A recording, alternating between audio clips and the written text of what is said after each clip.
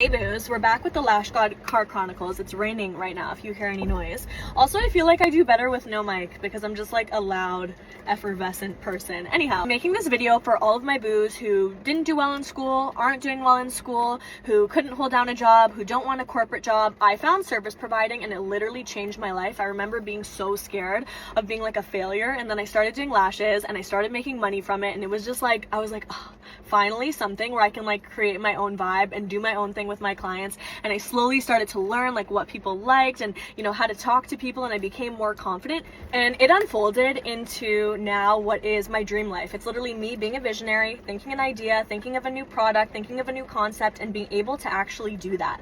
And the reason why I love service providing so much is because your only expense is your initial cost of the course, and then you're set up and you're ready to go. So if you're thinking about, you know, what should I get into? I want to be an entrepreneur. How do I start? Start in a service-based industry, because once you have money from providing services and once you understand humans, you can then go and branch out into any different type of business that you want. I don't recommend service providing as a lifelong business or something that you're going to do for 30 or 50 years. It's a great start point, it's a great launch pad, and the beauty of the service industry is that you do the absolute best you can for your clients, and then somebody new comes into the industry. Somebody retires, somebody comes in new, and I'm telling you, once you excel as a service provider, you can do literally anything. So this is your sign. If you've been thinking about that lash course, hair course, nail course, do it. Thank me later.